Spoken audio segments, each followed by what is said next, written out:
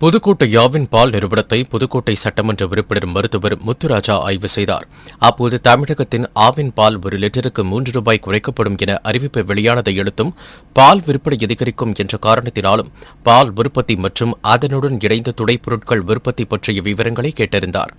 இந்த ஆய்வில் ஆவின் பால் நிறுவனத்தின் தலைமை அதிகாரி பூபதி, உயரதிகாரிகள் கலந்து கொண்டனர். ராணிப்பேட்டை மாவட்டம் ஆற்காடு அடுத்த மேல்விசாரம் பகுதியில் தி நேஷனல் வெல்ஃபேர் அசோசியேஷன் சார்பாக கொரோனா மற்றும் பொது முடக்கம் காரணமாக வாழ்வாதாரம் பாதிக்கப்பட்ட ஏழை எளிய மக்களுக்கு மளிகைப் பொருட்கள் வழங்கும் நிகழ்ச்சி நடைபெற்றது. இதில் தமிழக கைத்தறி மற்றும் துணிநூல் துறை அமைச்சர் காந்தி கலந்து கொண்டு சுமார் 500 நபர்களுக்கு ₹10 லட்சம் மதிப்பிலான மளிகைப் பொருட்களை 5 பயனாளிகளுக்கு வழங்கினார். மேலும் தி வெல்ஃபேர் அசோசியேஷன் சார்பாக தமிழக அரசின் கொரோனா நிவாரணப் பணிகளுக்காக ₹25,000 காசோலை அமைச்சர் காந்தியிடம் வழங்கப்பட்டது. வேலூர் மாவட்டம் வேலூர் நேதாஜி மார்க்கெட்டில் பூக்கடைகள் செயல்பட்டு வந்தது. கொரோனா தொற்று 2வது அலைக்கு வேகமாக பரவியதன் காரணமாக அக்கடைகள் வேலூர் நகர அரங்கிற்கு இடமாற்றம் செய்யப்பட்டது. ஆனால் அங்கும் பூக்களை வாங்க மக்கள் குவிந்ததால் பூக்கடைகள் அனைத்தும் வேலூர் ஊரிசு பள்ளி விளையாட்டு மைதானத்திற்கு மாற்றப்பட்டது. அங்கு மக்கள் அதிக அளவில் கூட்டமாக வந்து பூக்களை வாங்கி செல்கின்றனர். இதனால் கொரோனா தொற்று பரவும் அபாயம் ஏற்படும் என்பதால் மாவட்ட நிர்வாகம் வரும் 24ஆம் தேதி வரையில் கடைகளை நிரந்தரமாக மூட முடிவு செய்துள்ளது. சென்னை மாதவரம் அடுத்த மாத்தூர் MMDAவில் உள்ள தனியார் பள்ளி வளாகத்தில் கொரோனா தடுப்பு மையம் செயல்பட்டு வருகிறது. இந்த மையத்திற்கு சென்ற வடசென்னை வடக்கு மாவட்ட செயலாளரும் மாதவரம் சட்டமன்ற உறுப்பினருமான சுதர்சனம் அங்குள்ள களப்பணியாளர்களுடன் கலந்துரையாடி ஆலோசனையில் ஈடுபட்டார். அப்போது கொரோனா தொற்று பரவலை தடுக்க நாம் அனைவரும் தடுப்பூசி கட்டாயம் போட வேண்டும் என்றும் தடுப்பூசியின் அவசியத்தை உணர்த்தியும் அறிவுரை வழங்கினார். சென்னை மாநகராட்சி மண்டலம் 7ற்கு உட்பட்ட அம்பத்தூர், கள்ளிக்குப்பம், பாடி, முகப்பெயர், ராமாபுரம் உள்ளிட்ட 5ற்கும் மேற்பட்ட இடங்களில் சிறப்பு முகாம்களில் தடுப்பூசி போடும் பணி நடைபெற்று வருகிறது. இதனை அம்பத்தூர் திமுக சட்டமன்ற உறுப்பினர் ஜோசப் சாமுவேல், மண்டலம் 7 அலுவலர் விஜயகுமாரி, செயற்பொறியாளர் சுகாதாரத்துறை உதவி அலுவலர் ஷீலா ஆகியோர் மேற்பார்வையிட்டனர். பின்னர் செய்தியாளர்களை சந்தித்த சட்டமன்ற உறுப்பினர் ஜோசப் சாமுவேல், அம்பத்தூர் மாநகராட்சி கட்டுப்பாட்டில் இயங்கும் மின் மயானத்தில் கொரோனா காலத்தில் உயிரிழந்தவர்களின் பிணங்களை எரிக்க அதிக பணம் வசூலித்தால் நடவடிக்கை எடுக்கப்படும் என்று தெரிவித்தார். மயிலாடுதுறை மாவட்டம் சீர்காழி அடுத்த திருமுல்லைவாசல் ஊராட்சி மன்ற தலைவராக உள்ளவர் பரிமளா தமிழ்ச்செல்வன். இவர் அலுவலகத்திற்கு வருவதில்லை என்றும் எவ்வித பாதுகாப்பு சுகாதாரப் பணிகளும் செய்யவில்லை என்றும் அப்பகுதி மக்கள் குற்றம் சாட்டுகின்றனர். இந்த நிலையில் திருமுல்லைவாயில் ஊராட்சியில் 20ற்கும் மேற்பட்டோர் கொரோனா தொற்றால் பாதிக்கப்பட்டதாகவும் 4 பேர் சிகிச்சை பலனின்றி உயிரிழந்ததாகவும் கூறப்படுகிறது. ஆனால் இதுவரை ஊராட்சியில் கிருமி நாசினி, பிளீச்சிங் பவுடர் உள்ளிட்ட எந்த சுகாதாரப் பணிகளும் செய்யப்படாததால் ஆத்திரமடைந்த திமுகவினர் மற்றும் கிராம மக்கள் ஊராட்சி மன்ற தலைவரை கண்டித்தும் மாவட்ட நிர்வாகம் நடவடிக்கை எடுக்க வலியுறுத்தியும் போராட்டத்தில் ஈடுபட்டனர். கொரோனா தொற்றின் காரணமாக தமிழகத்தில் முழு ஊரடங்கு போடப்பட்டு நடைமுறையில் உள்ளது. இந்த நிலையில் செங்கல்பட்டு மாவட்டத்திற்கு உட்பட்ட OMR சாலை, திருப்போரூர், கேளம்பாக்கம், நாவலூர் மற்றும் கிழக்கு கடற்கரை சாலை, கோவளம், முட்டுக்காடு, காணாத்தூர் உள்ளிட்ட அனைத்து இடங்களிலும் கடைகள் முழுமையாக அடைக்கப்பட்டு வெறிச்சோடி காணப்பட்டது. இதில் அத்தியாவசிய தேவைக்காக மருந்து கடை, பால் கடை, பெட்ரோல் பங்க் உள்ளிட்டவை செயல்பட்டது. இதனிடையே தேவையின்றி சுற்றித் திரிபவர்களை காவல்துறையினர் எச்சரித்து அனுப்பினர். தமிழகத்தில் கொரோனா பரவல் தொடர்ந்து அதிகரித்து வருவதால் அதனை கட்டுப்படுத்த மாநிலம் முழுவதும் வரும் 24ஆம் தேதி வரை முழு ஊரடங்கு அமல்படுத்தப்பட்டுள்ளது. மேலும் ஞாயிற்றுக்கிழமை எந்தவொரு தளர்வுகளும் இன்றி முழு ஊரடங்கு அமல்படுத்தப்பட்டுள்ளது. இந்த நிலையில் கிருஷ்ணகிரி மாவட்டம் ஓசூரில் ஞாயிற்றுக்கிழமை முழு ஊரடங்கு காரணமாக அனைத்து வகையான கடைகளும் மூடப்பட்டுள்ளது. இதன் காரணமாக இறைச்சி மற்றும் மது பிரியர்கள் அருகில் உள்ள கர்நாடக மாநில எல்லையான அத்திப்பள்ளிக்கு சென்று அங்குள்ள இறைச்சி கடைகளில் குவிந்தனர்.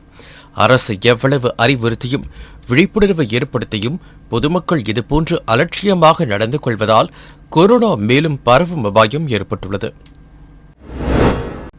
விருதுநகர் மாவட்டம் ராஜபாளையம் அடுத்த சமந்தபுரம் பகுதியைச் சேர்ந்த ராமகிருஷ்ணன் என்பவர் கடந்த 5 மாதங்களுக்கு முன்பு உடல்நலக் குறைவால் உயிரிழந்தார்.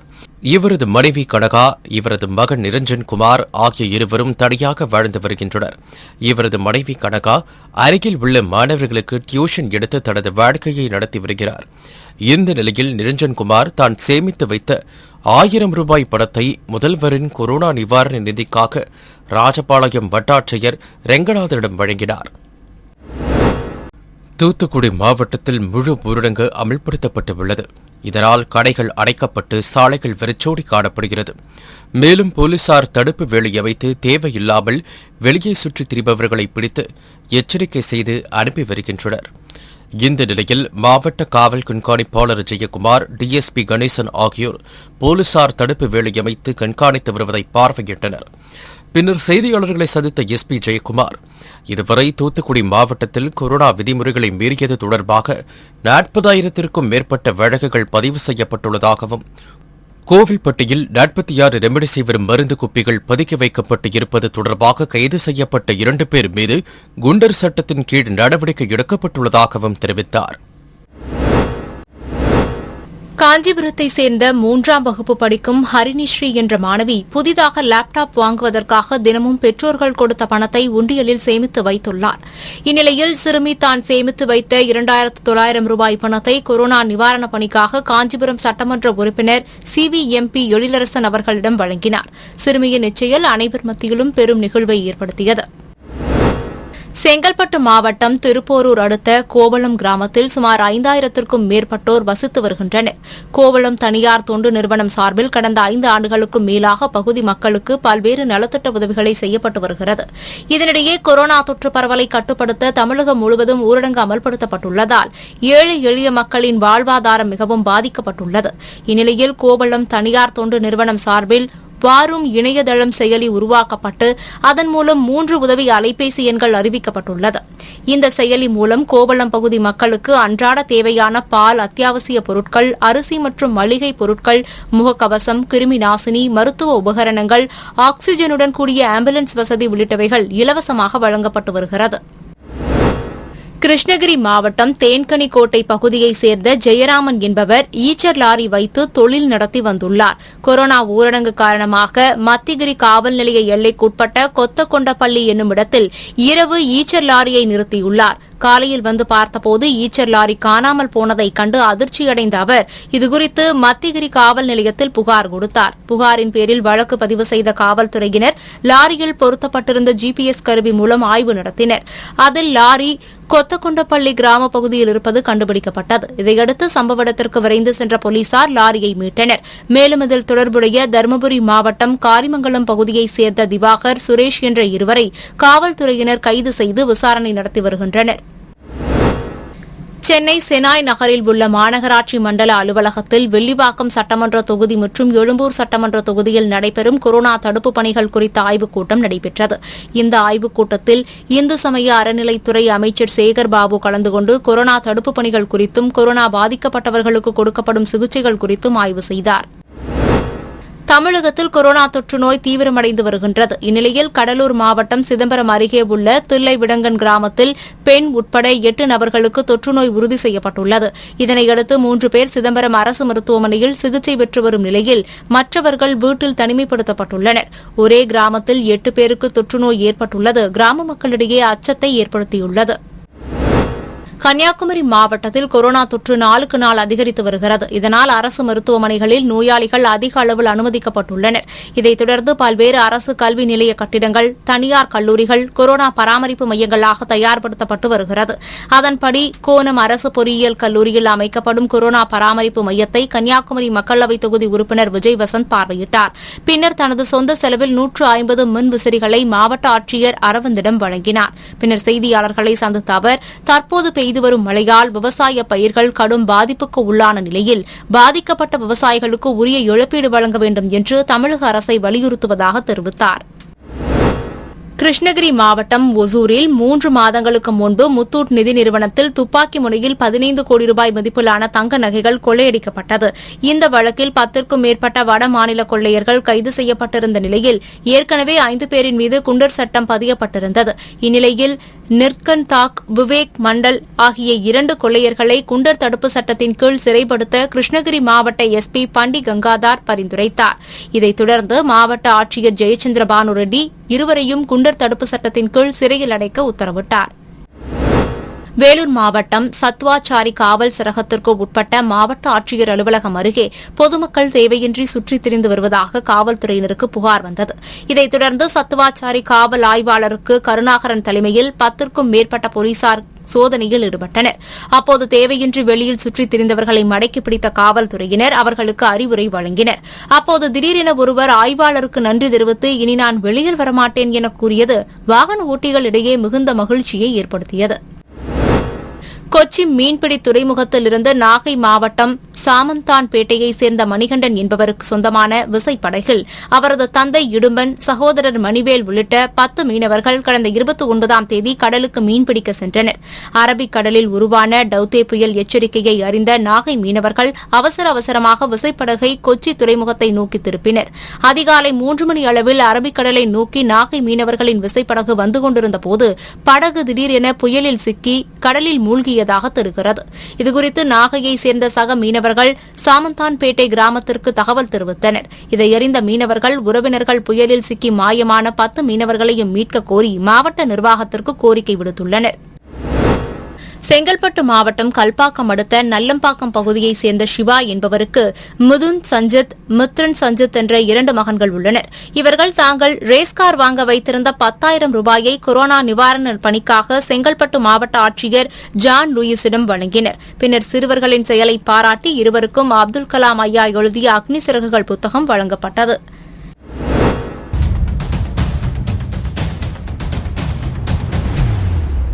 கடலூர் மாவட்டம் புவனகிரி, கிருஷ்ணாபுரம், சேத்தியாத்தோப்பு, ஒரத்தூர், கம்மாபுரம், கங்கைகொண்டான் பகுதிகளில் அரசு ஆரம்ப சுகாதார நிலையம் மற்றும் மருத்துவமனை செயல்பட்டு வருகிறது. தற்போது கொரோனா நோயால் பாதிக்கப்பட்டு மருத்துவமனையில் அனுமதிக்கப்படுபவர்களின் எண்ணிக்கை அதிகரித்து வருவதால் இங்குள்ள மருத்துவமனையில் படுக்கை பற்றாக்குறை நிலவி வருகிறது. இதனால் நோயாளிகள் உயிரிழக்கும் நிலையும் ஏற்பட்டுள்ளது. இதனை தடுக்கும் விதமாக அரசு ஆரம்ப சுகாதார நிலையங்கள், அரசு மருத்துவமனைகள் உள்ளிட்டவைகளில் குறைந்தபட்சம் 100 படுக்கைகள் முதல் 200 படுக்கைகள் வரை ஏற்பாடு செய்து கொரோனா வார்டாக மாற்ற வேண்டும் என்று அப்பகுதி மக்கள் கோரிக்கை வைத்துள்ளனர். மேலும் இப்பகுதியில் உள்ள அரசு பள்ளிகள் மற்றும் தனியார் மண்டபங்கள் போன்றவற்றில் கொரோனா வார்டு ஏற்படுத்த வேண்டும் என்றும் அப்பகுதி மக்கள் கோரிக்கை விடுத்துள்ளனர். கொரோனா வைரஸ் பரவலை கட்டுப்படுத்த தமிழகம் முழுவதும் தளர்வுகளுடன் கூடிய ஊரடங்கு அமல்படுத்தப்பட்டுள்ளது. அதன்படி முடித்திருத்தும் நிலையம், அழகு நிலையங்கள் மூட உத்தரவிடப்பட்டுள்ளது. இதனால் இவர்கள் தங்களது வாழ்வாதாரத்தை இழந்து தவித்து வருகின்றனர். இந்த நிலையில் புதுக்கோட்டை மாவட்டம் அறந்தாங்கியில் அறந்தை பிரெஞ்ச் ரோட்டரி கிளப் சார்பில் முடித்திருத்தும் தொழிலாளர்களுக்கு நலத்திட்ட உதவிகள் வழங்கப்பட்டது.